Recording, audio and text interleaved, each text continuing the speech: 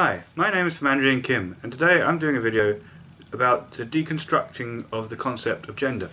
It might ruffle a few feathers in the social justice community and possibly amongst feminists as well, but my hope is that I will actually build some bridges by the end of this between the radical feminists on the one hand and the trans activists on the other.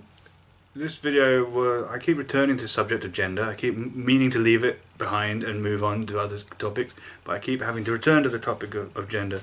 I guess it's a very complicated and important issue, and it can be somewhat confusing. And when I get caught between the crossfire between the radical feminists and trans activists, I feel I need to say something about it, and I keep reanalyzing it and re-looking at it and finding more things I want to say about the subject. It's kind of an important subject to me personally for various reasons anyway, and I can kind of see both sides. So my hope is in the end to build some kind of bridge, or at least help everyone gain perhaps a more nuanced and more truthful view on the subject of gender that will allow people to see each other's sides on this a bit better, perhaps. So firstly, I want to return to that gingerbread man view of gender.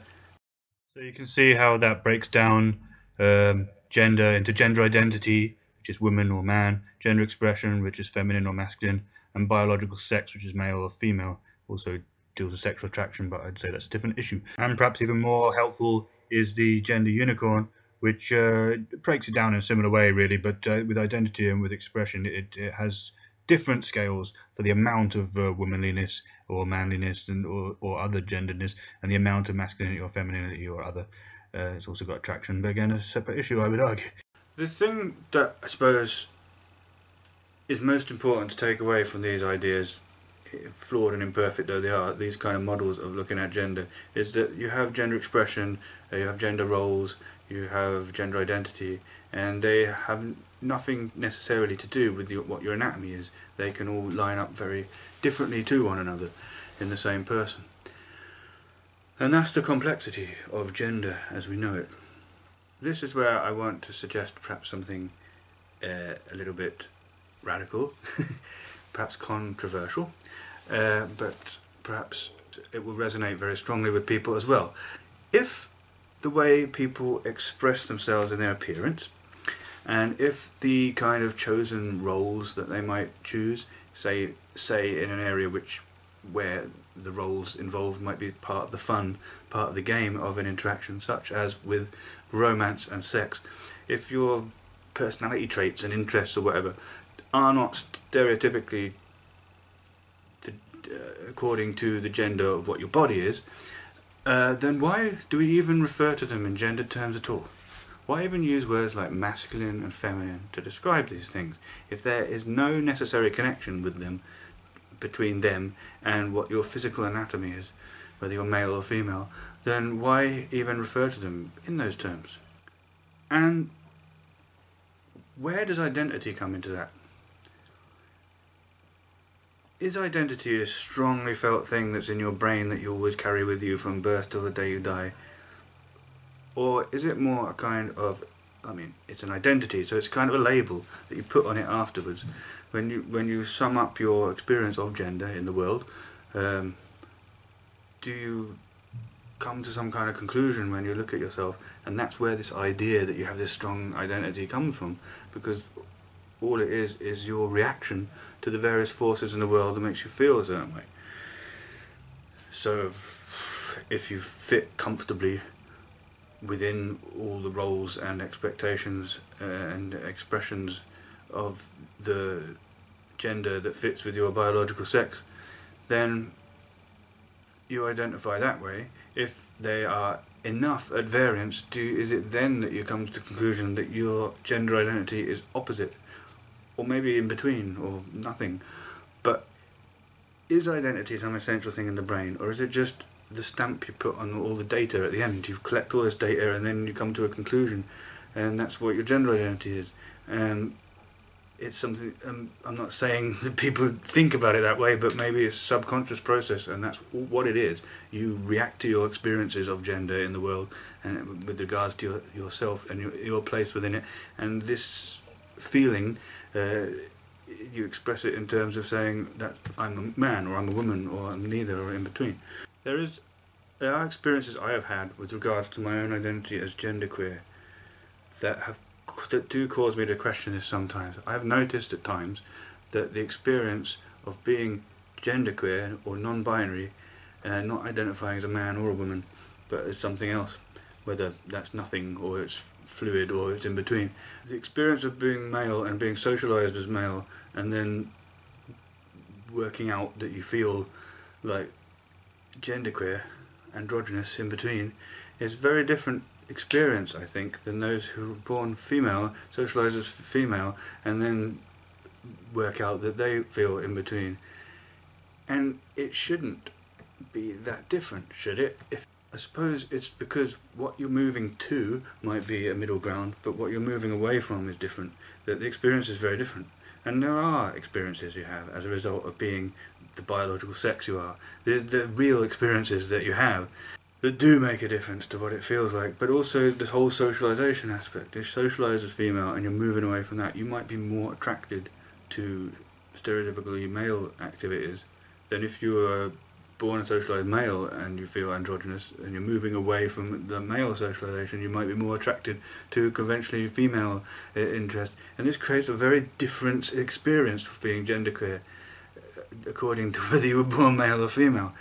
I suppose to some extent we can't get away from the fact that about the anatomy we're born with and the socialisation process we go through. It does shape us, for better or worse, even when one is moving away from it, either to the opposite or to the middle ground. It's going to create a very different experience of what that's like. So I concluded that you might be moving to a middle ground, but you're moving from different things, and that colours your experience and the way you relate to those things. People tend not to like things that they're trying to get away from. So anyway, if this gender roles, gender expressions, blah blah blah, are so totally different from what biological sex is, in other words, your biological sex does not determine how naturally you'll fit into a certain expressions or roles. The human diversity with regards to gender is evidence of this. And if that means it's problematic to refer to any of these expressions or roles or whatever in terms of gender terms, in terms of masculine and feminine, then why not refer to gender with its historical meaning, which I think it was its historical meaning all through the centuries, as, man equals male and woman equals female. Why not use those terms? I can kind of see the other argument. I guess the problem with this is that we all feel quite naturally, I think, as human beings, that we are not defined by our bodies, that we're defined by what goes on in here, in our minds, by our personalities and our tastes and interests and temperaments. It's a common human experience to view things that way, and certainly, if you're feeling something in your heart, if you're experiencing something in your head, that's the real you. If my body gets diseased or damaged, I'm not defined by that. We all feel quite naturally that our personalities and our interests and our experiences are what shape us, not our physical bodies. I can see the point about why call those things gendered if they've got nothing to do with what conventionally, historically, gender has been, which is what your physical sex is. So I want to suggest a radical world that I can kind of see the benefit of. An ideal future society, perhaps, where what your biological sex is a mere medical formality. It's obviously relevant in terms of procreation and things like that, but given that we want to be defined by our minds and not our bodies, then in an ideal future society, whether you're male or female or intersex, would be a mere medical biological fact with no other implication at all. We might not even refer to it as anything more special than M-type, F-type, I-type bodies, And styles of appearance won't be referred to as masculine or feminine, not even butch and femme, but we'll have other terms. Like, you know, it's a look. You know, you've got the kind of rocker look, or you've got the kind of glamorous look, or whatever. And the other thing that might exist in this future ideal society is that roles in relationships, in sexual relationships, would be totally negotiable between the two people and totally non-gendered. There'd be no expectation for you to be one way or the other. You'll do so according to what you naturally need and what your natural temperament is. So you'd have different kinds of relationships, of course, from full-on kink where there's a submissive and a dominant, through the kind of the dance of one leads, one follows in a more vanilla kind of way, to like totally there are no roles, we're equals. I mean, it should always be equals anyway, but you know, but you know, and that's totally up to the two people involved, what they prefer, what tickles their fancy, sort of thing. And there's no expectation of any one person to be one way or the other. They go with what they need and want in relationships, and none of it's referred to as gender. There's no talk of masculine or feminine in those respects. Talk of interests or personality traits in terms of gender would be totally a thing of the past. And this probably would mean that the categories, would this mean that the categories of man and woman would totally be extinct? You'd have biological sex and be a medical thing, perhaps important for procreation purposes, but that's about it. And then everyone's free to just go for whatever look they want, go for whatever role they want, and none of it is even referred to in gendered terms because it's got no necessary connection with the biological sex, so why refer to it as gendered anyway? And then there'd be no categories of man and woman. We'd all be a mass of people doing what we do, and it's cool, yeah? Now, I'm game for this. This sounds great to me, but does everybody feel the same way? Are there people out there that would find this a little bit disturbing? Because they do have a strong feeling of being a man or a woman inside.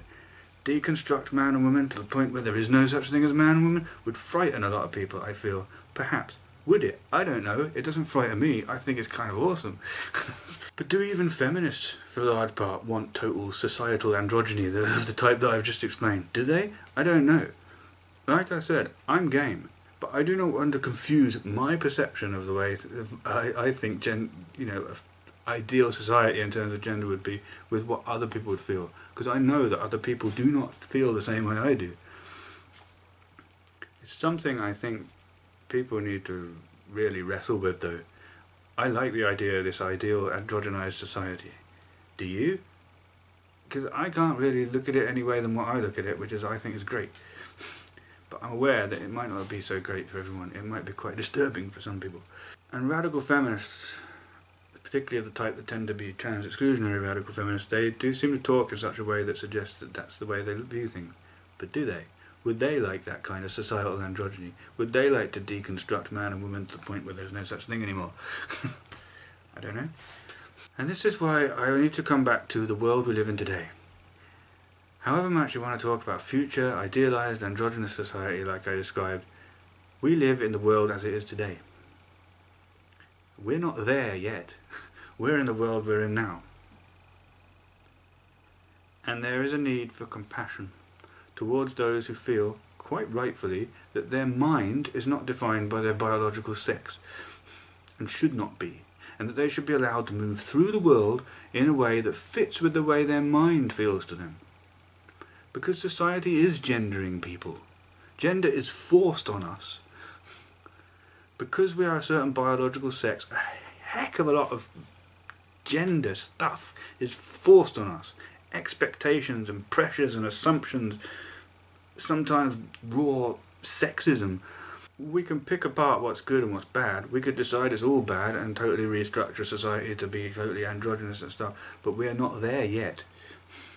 And in the world we live in, people need to be able to move through it with some level of comfort. And if that means saying, I'm not a man, I'm a woman, or I'm not a woman, I'm a man, or I'm not a man or a woman, I'm in between, or I'm nothing, or it changes, then we need to have compassion that that is their reality of how they feel gender to be, in the world as it is today. You can deconstruct gender as much as you like, but I think you still have to be a decent human being to the people you share this planet with, and accept that for some people the only way they can be comfortable is identifying a different way than that which lines up with their biological sex. Because we're not defined by our bodies, we're defined by our minds. This conflict or contrast between, or tension between gender perhaps as it could be idealised to be in an ideal society, and the way it is in the real world, and the measures that need to be in place because we live in the real world as it is today, not in this far future one that is in our imagination. It has a parallel really with sexuality. I did a video about sexuality recently where I said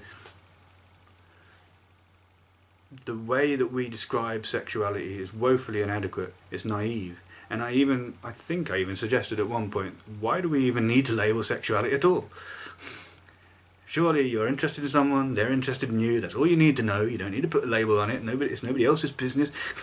The person whose business it is only needs to know that you're into them. Why even label it? And yet I also said, but I understand that in a world where there's homophobia, people need to rally together under a banner with like-minded people and form communities and form networks and support networks. I understand the need for the gay and lesbian community. Even more importantly, given the inadequacies of the terms we use to describe sexuality, the gay, lesbian and bisexual communities. There is an importance in the world as we inhabit it, where there is intolerance, where there is homophobia, for people to rally together under a banner, to unite and form communities and support networks and say, no, we're not going to conform to your silly oppressive idea of how we should be. We're here, we're this way, get used to it. And it's important. And no one should say, why even label your sexuality at all? They have to label their sexuality in order to demand equal respect. And so I think there's a similar thing going on here with gender. Yes, it's lovely to think about how we can deconstruct the notions of man and woman to the point where they evaporate away and we just have a bunch of different appearance codes, appearance styles really, a bunch of different appearance styles, a bunch of different negotiable consensual roles in sexual relationships or whatever, and a bunch of other stuff that we don't even think of in gender terms at all, and none of that is gendered because it's got nothing to do with your biological sex, and we live in that world, so there's not even any kind of categories of man and woman in the first place, just people doing what they need to do to get by, and everything's lovely. But we don't live in that world.